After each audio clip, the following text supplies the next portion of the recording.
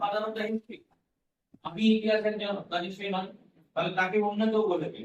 তাহলে কে বলেছিলেন? তার নাম মনে রাখবে সিসেরো। সিসেরো কে ছিলেন? দার্শনিক। কোথাকার দার্শনিক?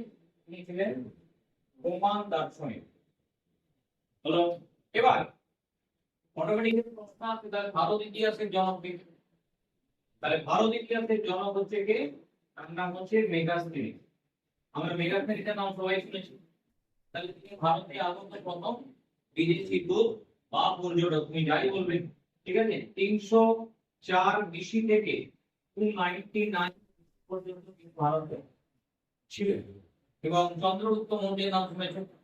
চন্দ্রগুপ্ত মৌর্য রাজত্বকালে তিনি আসেন, তাকে পাঠিয়েছিলেন কে? তাকে পাঠিয়েছিলেন সেলুকাস। সেলুকাসের বলা হয় সেলুকাসের কাছে বা সেলুকাস চন্দ্রগুপ্ত মৌর্যের কাছে হেরে গিয়েছিলেন। হেরে গিয়ে তার কন্যা হেলেনার সাথে বিয়ে দিয়েছিলেন তার চন্দ্রগুপ্ত মৌর্য।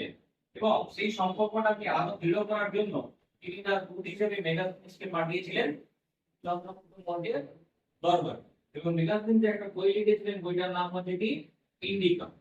যদিও ইন্ডিকার যে অরিজিনাল গ্রন্থটা সেটা অ্যাভেলেবল নয়, সেটা পাওয়া যায় না, কিন্তু ইন্ডিকা থেকে বিভিন্ন মানে অন্যান্য গ্রিক লেখকদের লেখা গ্রন্থ থেকে ইন্ডিকার অনেক তথ্য পাওয়া যায়। এরকম দুটো তথ্য আমরা মনে রাখতে হবে।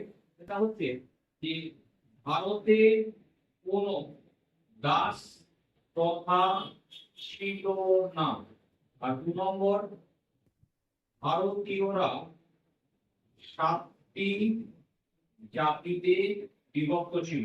তার পরীক্ষার প্রশ্ন থাকে এই দুটো লাইন আমরা কোন গ্রন্থ থেকে পেয়েছি? তাহলে কি অ্যান্সার হবে?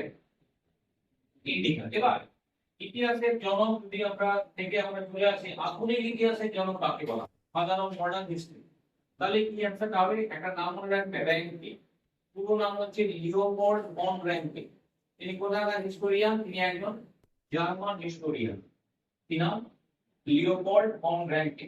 এবার ইতিহাস থেকে আমরা আরেকটা নতুন শব্দে যাব, সেটা হচ্ছে ইতিহাস চর্চা, হিস্ট্রিওগ্রাফি। তাহলে হিস্ট্রি মানে ইতিহাস, আর হিস্ট্রিওগ্রাফি মানে কি বললাম? ইতিহাস চর্চা। তাহলে এই ইতিহাস চর্চার যদি বলা হয় সাধারণ মডার্ন হিস্ট্রিওগ্রাফি, আধুনিক ইতিহাস চর্চার জনককে, তার নাম কি? তার নাম হচ্ছে ইভান পান্দুন। দ্বিতীয়টা বেশি পরীক্ষায় পড়ে, আধুনিক বৈজ্ঞানিক ইতিহাস চর্চার জনককে, মানে বিজ্ঞানসম্মত উপায় ইতিহাস চর্চা, তার নাম কি? তার নাম হচ্ছে থুকিডিসিস। এটা বেশি পরীক্ষায় পড়ে প্রশ্ন। তাহলে এটা কি বললাম?